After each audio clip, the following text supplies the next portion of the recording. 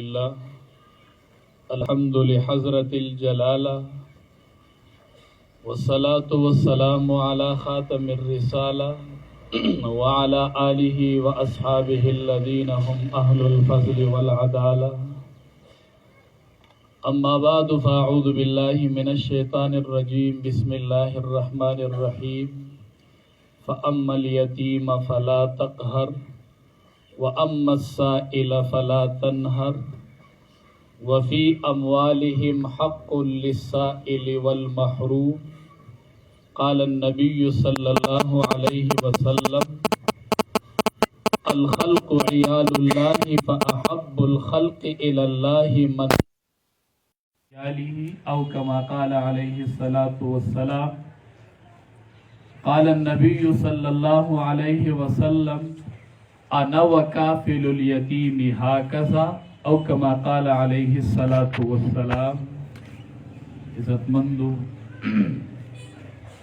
ددی احساس فلاحی تنظیم کارکنانو خادمانو ددی معاونینو دی کے عہدیدارانو زکه اکثر سوک پی جنم نرال اکثر د چا نمونه دی کے راضی بہر صورت کمال نم نرازی مات نم ندے یاد مات نصب ندے یاد رب العالمین تے نمم یاد دے نصبم یاد دے خاندانم یاد دے او اللہ تے دا خدمتم مخک دے علیم بذات الصدور یو علیم بذات الصدور ذات شترے چی دا عرص وینی دا عرص گوری او دے عرص باندے خبردار دے داغا سرستاسو ریکارڈ درج دے داغا سرستاسو اندراج شوے دے او داغا حضور کستاسو اندراج شتا دے نو دا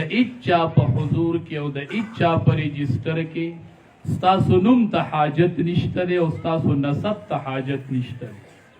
بہر صورت دیر ملمان راغلی دی خصوصاً دگاگری اسوچو جناب نورزمان صاحب دا غزم درد کو من شکریہ دا کو پکار دادا چی دا غشان ار علاقہ کی چی دا سی کار کی گی او دا سی خلق دی کی شرکت کی دا دا قوم مشران دی دا دے سر دا قوم حوصلو چتی گی دے سر قوم کے آگے محنت کی بڑائی پیدا کی گی دے سر کار مخبت ترقی باندیزی نو دی دیر خوکڑل چی دے مجلس کی شرکتو کو دی زیت حاضری وکڑلا دی دا حاضری دا دا طولو دا پارا دا یو تسلی او دا مخ کی دا طلو دا پارا یو دلیل دے او دا دی سر معاونت او مرست دا. بہر صورت عزت مندو تاسو دے محفل کی جمع شوی ہے تاسو این ایمادا حالات اولی دل یقین وکا عمرہ لڑیر جڑارا للا یقین وکا کمی تقریر وس ارادہ رگی گی چی یا سے تقریر وکما یا سے تقریر کولے شما زکا چی دے حالاتو تسڑے گوری او دی مجمی تو گوری یقین وکا زوام دا احساس فلاحی تنظیم کارکنانو خادمانو دا دی ملنگانو دا دی کلی نوکرانو دسی قدم کو اچت کڑے دے داسی یو سنت دا پیغمبرم جوندی کڑی دی داسی یو کردارم شروع کڑے دے چی انشاءاللہ پدی قدم باندی بڑیر اولیاء رستو کئی پدی قدم باندی بڑیر نیکان رستو کئی پدی قدم باندی با دیر دا علم خاوندان تاسو رستو کئی او تاسو رب اللہ مقام در کئی دا دا رسول اللہ صلی اللہ علیہ وسلم سنت تی دادا عمر فاروق رضی اللہ تعالیٰ عنہ شیوہ دادا ابو بکر صدیق رضی اللہ تعالیٰ عنہ مشن دے دادا عثمان ذوالنورین مشن دے دادا علی المرتضی رضی اللہ عنہم دادا اغی مشن دے. قرآن کی رب العالمین فرمائی فَأَمَّا الْيَتِيمَ فَلَا تَقْهَرْ وَأَمَّا السَّائِلَ فَلَا تَنْهَرْ. یتیم بنرٹی سائل بنرٹی دادا رٹولو خلق ندے دا ما رٹولو لندی یتیمانان کڑی ایک استا امتحان دے. وفی اموالہم حق للسائل والمحروم. اے د مال خاوندانو تاسو قرآن نه دی لوسته، تاسو د قرآن ترجمه نه ده زده کړې، تاسو جمعات کې قرآن نه دی ویلې. وفی اموالہم حق للسائل والمحروم. تاسو په مالونو کې حق د سائل دی، حق د محروم دی، حق د یتیم دی، حق د غریب دی. دیکھے ما تا سره دی مال کې د دې حصہ ده، دیکھے ما تا سره په دې مال کې دی شریک دی. د دواړو جهانو سردار فرمایي اسی جوسف د حدیث هغه مفهوم بیان کو، میں زو ورته د حدیث الفاظ بیان کم. سی جوسف حدیث ترجمه وکړه. قال النبی صلی الله علیه وسلم، د دواړو جهانو سردار ویلی دی الخلق عیال الله. دا خلق د الله کنډک دی، دا د الله کنډک دی، دا د الله کنډک دی. فاحب الخلق الى الله من احسن الى عیاله. رب نبی علیہ السلام وائی دا د الله کنډک دی. تاسو خبر یې دې کنډک کې د ټولو نه غوره سړی الله ته څوک دی؟ ته وایي د شپې چې تهجد کوي، ځواب نه. ته وایي شپه ورځ چې ذکر و اذکار کوي، ځواب نه. ته وایي حجونه ډېر کړي، ځواب نه. ته وایي عمرې ډېرې کړي، ځواب نه. څوک وایي؟ ځواب د دواړو جهانو سردار نه به تپوس وکړو چې هغه چاته غوره ویلی دی، هغه به دې مخلوق کې غورئ.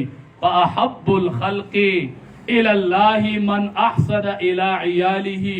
پټول مخلوق کې الله ته غوره هغه کس دی چې الله وی هغه زما د کنډک سره ښه سلوک کوي، هغه زما د کنډک سره ښه سلوک کوي. خبرې په تله د میزان کې د ټولو نه وزني شی دا څه شی دی؟ تله د میزان به د ټولو نه څه شی درنوي؟ نه منځونه، نه ډېر حجونه، نه ډېرې عمرې. د دواړو جهانو سردار فرمایي په تله د میزان کې د ټولو نه وزني شی هغه بهترین اخلاق دي. چې ما تا دي یتیمانانو په سر باندې لاس راکاږو، ما تا دي سینو پورې راجوختو. ته خبرې د ټوله دنیا کې اسمان والو ته غوره کور کم یو دی؟ ټوله دنیا کې غوره کور اسمان والا ته کم یو دی؟ رب العالمین وایي ټوله دنیا کې ما ته غوره کور هغه کور دی چې په هغې کې د یتیم سره ښه سلوک کېږي. دا ما ته ټوله دنیا کې غوره کور دی. ټوله دنیا کې بدترین کور کم یو دی؟ د اسمان والا په نس. ټوله دنیا کې بدترین کور هغه دی چې هغې کې د یتیم سره بدسلوکي کېږي، هغې کې د یتیم سره بدسلوکي شروع ده. دا په ټوله دنیا کې بدترین کور دی. د دواړو جهانو سردار مانځله روان دی. صحابه عیدګاه کې په تمه دي، د دواړو جهانو سردار به راځي، مونږ له به د اختر مونځ کوي. امام الانبیا مانځله را روان دی. د وخت صحابه کرام اولیاء کرام انتظار کوي، وی مونږ له به مونځ پړاوي. د دواړو جهانو سردار لیټ شو. صحابه معلومات کوي ولی امام الانبیاء لیٹ شو، مونږ د مونځ انتظار کوو. چې معلومات یې وکړله د دواړو جهانو سردار چې د اختر مانځله تو نو لار کې یو یتیم ماشوم ولیده. نبی علیہ السلام چې ولید هغې ماشوم جړل. د دواړو جهانو سردار ورته وایي ولې جاړې؟ وی پیغمبره نن د اختر ورځ ده، نن د خلقو سره د پلار مینې دي، نن د هر بچي په سر باندې د پلار لاس دی. نن پیغمبره ما ته د خپل پلار د مینې احساس وشو. د اختر ورځ چې راله ما ته د خپل پلار احساس کیږي. هغه پلانکی غزوه کې شهید شوی دی. زوام اے د باجکټې خلقو، اے د بونیر صاحب استطاعت خلقو، اے د دې ملک مالدارانو خلقو چې دا جمع راشي د یتیم ته به د پلار احساس نه کیږي. نن د زما بچی دې ځای له راغلی وې، نن د ستا بچی دې ځای له راغلی وې، هغه له به تا اغوستي، هغه له به دې دوه او درې اغوستي. نن به کور کې یتیم بچی ته خپل پلار یادېږي. او زه تو ویلو بچو ته واغوندو او یتیمانانو ته وپسخو، یتیمانان په وپسخو. شریعت د آرایش اجازت ورکړی دی خو شریعت د نمائش اجازت نه دی ورکړی. تعالی الله مال درکړی دی، خیسته لباس واغونده، خیسته کپڑا واغونده، خو شریعت تعالی د نمائش اجازت نه دی درکړی. ته په دې باندې فقیر وترسوه، ته په دې باندې یتیم وچړوه، ته د یتیم د کور په خوا تیر شه، ته یتیم ته خپله جامه وښیه، ته فقیر ته خپله جامه وښیه. دا نمائش دی، د دې اجازت شریعت نه ورکوي. د دواړو جهانو سردار هغه معصوم غیږ کې واغستو، هلته صحابه د مانځه انتظار کوي. د دواړو جهانو سردار معصوم کور ته بوستو، کور ته یې بوستو. عائشې ته وایي رضی الله تعالی عنها ته، وایي عائشې دا ستا بچی دی، دا زما بچی دی، حسنینو دا ستا سرور دی. د یتیم په سر لاس راکاږي، هلته صحابه د مانځه انتظار کوي. وایي امام الانبیا به موږ لمونځ پړاوي. امام الانبیا معصوم یتیم بولی دی، د هغه په دیکبال کې مشغول دی. هغه معصوم یې د کوره راویستو، هغې معصوم خندله، هغې معصوم خندله. معصومان ورته وایي ولې خاندي؟ وی وسه پورې مې پلار نه و، اوس راله رب العالمین د رسول الله مبارک په شانتې پلار راکړو. زه هم ای یتیمانانو دا تاسو چې نن خفه یې، نن د نبی علیه السلام په حقیقي معنی کې متبعین نشته دی، د پیغمبر جانثار نشته دی، د پیغمبر عاشقان نشته دی. کو نن هغه وی یتیمانانو تاسو به نه وجړلي، غریبانانو تاسو به نه وجړلي، خو نن هغه هستی نشته دی چې کومې هستی به د غریب په سر باندې لاس کېښودو. سیدنا عمر فاروق رضی الله تعالی عنہ زواما خصوصا صاحب استطاعت خلق، صاحب اقتدار خلق راپاسې او د دې یتیمانانو په سر لاس کېدی. یو کس را روان دی مدینې منورې ته، دا د چا کلی و، دې کې چا پرورش ورکړی و، دې کې څوک استاذ پاتې شوی و، دا د چا شاګردان و. سړی را روان دی، د عمر فاروق رضی الله تعالی عنہ ملاقات لرا روان دی. هغه ملاقات کوي چې لار کې راورسېده، علاقې ته رانږدې شو. عمر فاروق رضی الله تعالی عنہ یې ولیده، ورته وایي څه کوې؟ وایي د امیر المؤمنین عمر فاروق رضی الله تعالی عنہ ملاقات لزما. دی ورته نه وایي چې ځئ ما، ورته وایي وی ټیک ده. وی ناوخته شو، دا میلمه ورته وایي وی نن دلته پړاو علمه، سبا چې سحر شي نو د امیر المؤمنین ملاقات پکوم. وی ټیک ده. پړاو یې ورواچو. امیر المؤمنین خو خادم دی.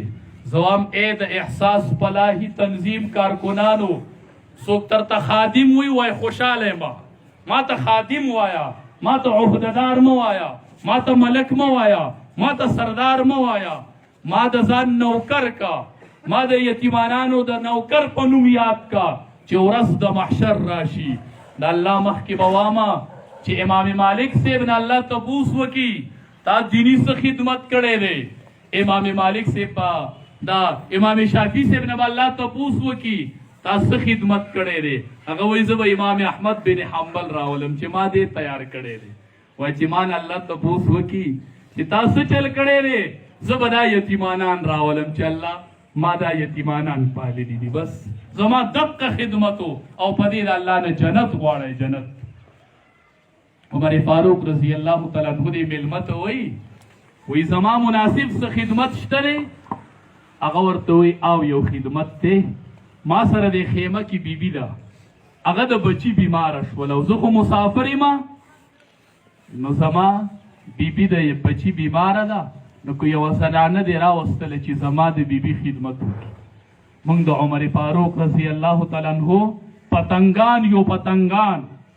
عمر فاروق رضی الله تعالی عنہ کور ته لاړو، خپلې بیبي ته وایي راپاسه. د نوکره نه شوه راپاسولی، په 22 لاک مربع میلي حکومت کو، د خادم نه شو را روانولی، د فقیر ښځه نه شو را روانولی. خپلې بیبي ته وایي راپاسه. بیبي وایي څه چل دی؟ وایي یو میلمه او یو فقیر راغلی دی، داغه د بیبي د بچی بیمار ده، داغه د خدمت ضرورت. راځه چې دواړه لاړو. امیر المؤمنین را روان دی، بیبي دند ولېږله او بیبي ته وایي خو زما مناسب پکې څه خدمت نو چې هغه د سره زه وکړم. بیبي ورته وایي ته اور بل که، دې کې به د اور ضرورت. اوس دې اور بلئ، هغه میلمه وایي زه ترېنه خدمت علم، زه هم دا خو د کلي سړی دی، کله وام دا وکه او دا وکه. امیر المؤمنین اور بلئ، دندی بیبي د میلمه او د مهمان او د غریب د ښځې په خدمت کې مصروفه ده. هغه سړی وایي دی کې د عمر فاروق رضی الله تعالی عنه ښځه راووتله، وی چې امیر المؤمنین مبارک شه د ملګري دې زوی وشو، وی د خپو نه مې ځمکه وتښتېده. چې دې ښځې خو وی چې امیر المؤمنین، سړی په جړا شو، په رپېدو شو. عمر فاروق رضی الله تعالی عنہ سینه پورې ونیو، مه جاړه مه رپېږه، ولې؟ حضرت معافي غواړم، په 22 لاک مربع میل چې حکومت کوي، ما د شپې د هغه او د هغه د ښځې نه خدمت واغستو، حضرت ما معاف کا. عمر فاروق رضی الله تعالی عنہ سینه پورې ونیو، وی دا د چا کلی دی، دا د چا شاګردان دي، دا د چا تربیت دی، دا د محبوب مصطفی کلی دی، مونږ د هغه شاګردان یو، مونږ هغه پاللی دي ورځې له یو، مونږ له تعلیم دا راکړی دی چې تاسو به غریب او فقیر او مهمان ځان ته نږدې کوئ. دا د رسول الله مبارک تعلیم و، دا د صحابه تعلیم و، دا د تبع تابعین تعلیم و. نبی علیہ السلام به صحابه ته دا تعلیم ورکو. علما وایي یو ورځ د اختر ورځ وه، د یتیمانانو ته ډېر احساس د اختر په ورځ کېږي. زه وایم ای د باجکټي د کلي خلکو ډېر بختور یې، بختور یې انشاءالله، بختور یې. مونږ فریاد اورېدلی دی، په ډېرو کلو کې م دا اورېدلی دي چې د اختر په شپه کونډه لاس اوچت کړي، وی الله چې ما نه د خاون اغستو، نو په ما د اختر ولې راوستو؟ چې د رانه خاون اغست، الله اختر به د را باندې نه راوستو. دا بعضې موقع دي چې په دې باندې یتیم ته خپل پلار یادېږي، یتیم ته خپله مور یادېږي. دا به د دې پلارو تا به دې دلته لیدلی و، دا به د ده مور و تا به دې دلته لیدلی و، دا به د ده یو ستر پلار و تا به دې دلته رسولی و. دا ستا په شان یو ستر پلار یې لرو، خو د الله ته تقدیر فیصله و، الله ترېنه اخیستی دی. د اختر ورځ ده، د دواړو جهادو سردار مانځلی دي، دا مونږ ته پیغمبر پرېښودي دي، دا د نبی علیه السلام سنت دي. دا داسې په نره باندې کوئ لکه څنګه چې د فرض مونځ اهتمام کوئ، دا داسې فریضه وګڼئ. نبی علیه السلام عایشې رضی الله تعالی عنها ورته فرمایي، وی پیغمبره سروړې نه چې پاخه کو د اختر ورځ ده، دا یتیمانان به راشي، دا فقیران به راشي، خوراک به وکړي.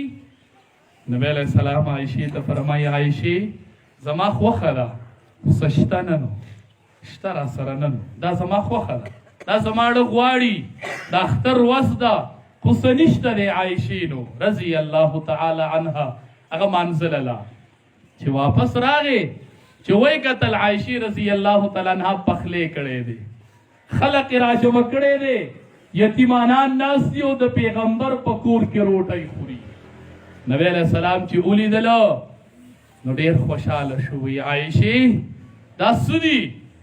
وی پیغمبره چې کله ته مانځله لاړلې نو ستا یو شاګرد راغی، ستا یو پاللی تربیته شاګرد راغی. وی څوک راغی؟ وی عثمان ذوالنورین راغی رضی الله تعالی عنه. مالدارانو د عثمان ذوالنورین تاریخ وګورئ، هغه تاریخ لږ وګورئ. وی هغه راغی او ستا هرې بیبي لی یو د اوښ بار سامان راوړو، زما پکې هم د یو اوښ بار سامان ورسېده، نو ما هغه پوښ کو.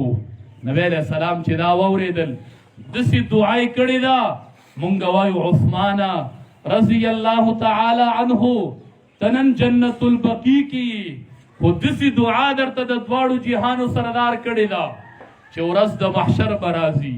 نبی علیہ السلام وی یا الله چې د قیامت ورځ شي او د خلقو نه حساب علي، او تعالی یو خلق راضی اللہ تعالی عثمان ذوالنورین راشی تب دا غنم حساب علی نبی علیہ السلام دعا وکړه اللهم سهل الحساب یا رحمانو سهل الحساب على عثمان یا اللہ چې د عثمان د حساب ټیم راشي الله د عثمان سره آسان حساب وکړه الله د عثمان سره آسان حساب وکړه اے د احساس فلاحی تنظیم کارکنانو چې کله د عثمان رضی الله تعالی عنہ د حساب ټیم راشي و الله مونږه الته ودروا چې دا غسر آسان حساب کوي الله مونږم د یتیم پرورش کړي دي مونږ سره آسان حساب وکړه اخر کې دا یو حدیث وا دې باندې بخبل تقریر ختم کم